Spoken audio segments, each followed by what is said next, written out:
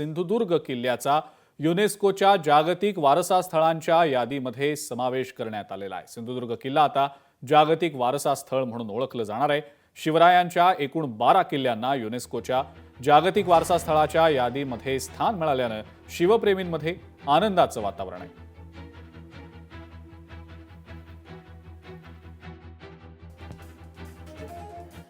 युनेस्कोच्या यादीत 12 किल्ले जे आहेत ते आलेले आहेत। यात रायगड, राजगड, सालेर, सिंधुदुर्ग, विजयदुर्ग,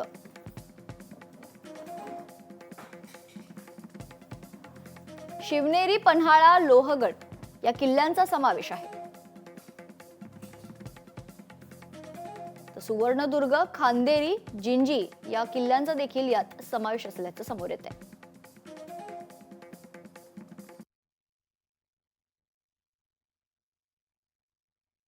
बारा किल्ले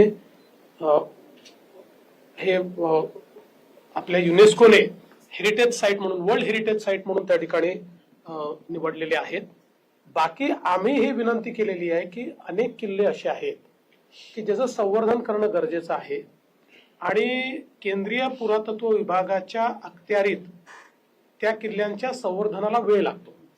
त्यांच्या प्रोसेसेस फार कंबरसम आहेत आणि त्या काही चूक आहेत असं मी म्हणत नाही, पण देशभरामध्ये त्या सगळ्या प्रोसेसेस वेगवेगळ्या ठिकाणी करताना उशीर होतो। म्हणून आम्ही अशी विनंती केली आहे की यातले काही किल्ले हे जर त्यांनी राज्य पुरातत्व विभागाला केले तर केंद्रीय पुरातत्व विभागाच्या गाईडलाईन्स प्रमाणेच आणि त्यांच्याच कायद्याच्या अधीन राहून आम्ही राज्यामध्ये वेगाने त्या गड किल्ल्यांचा विकास करू।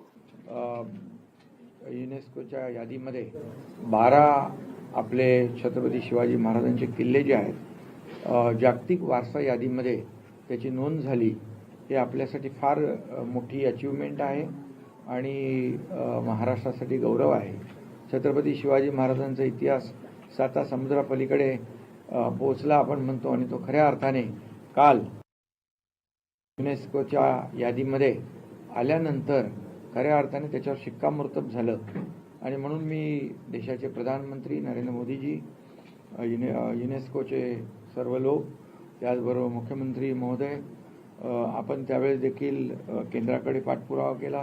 सुरुवात आपण केल्यानंतर मोदी साहेबांनी देखील त्यामध्ये इनिशिएटिव्ह घेऊन आपल्याला यामध्ये यश मिळालं।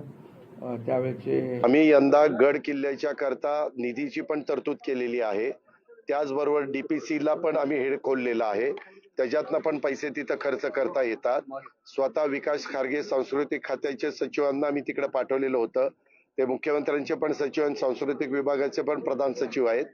त्यांचा रात्रीच काल मला उशिरा फोन आला की दादा आपलं काम आज झालेलं आहे, ते महाराष्ट्राच्या शिवप्रेमींच्या दृष्टीनं आणि महाराष्ट्रातल्या मराठी माणसाच्या दृष्टीनं अतिशय आनंदाची, अभिमानाची अशा प्रकारची घटना घडलेली आहे। त्याबद्दल जो प्रयत्न सगळ्यांनी मिळून केला त्याचं खरोखरीच आम्हाला समाधान आहे की आपण जो प्रयत्न केला त्या प्रयत्नाला आता यश आलंय। छत्रपती शिवाजी महाराजांचा वारसा हा जागतिक पातळीवर नेण्याच्या दृष्टीनं कालचा युनेस्कोनं घेतलेला निर्णय हा महाराष्ट्राच्या जनतेसाठी अभिमानाचा आहे आणि छत्रपती शिवाजी महाराजांनी जी कारकीर्द या महाराष्ट्रामध्ये केली त्याला उजाळा देणारा आहे। तामिळनाडूतले देखील एक किल्ला त्याच्यामध्ये आलेला आहे। तामिळनाडू सरकारचं देखील मी मनपूर्वक अभिनंदन करतो। परंतु महाराष्ट्रानं वर्षानुवर्ष छत्रपती शिवाजी महाराजांचा वारसा जपल्यामुळं आणि ही सगळी जी स्थळं आहेत ही आमची मंदिर आहेत अशा भावनेतनं महाराष्ट्रानं छत्रपती शिवाजी महाराजांच्या किल्ल्यांकडे बघितल्यामुळं आज त्यांना जागतिक वारसा स्थळ म्हणून जाहीर झालं आहे। याबाबत मी युनेस्कोला देखील मनपूर्वक त्यांचे आभार मानतो, त्यांना धन्यवाद देतो। लोकशाही मराठी ऐका, पहा, जागरूक रहा।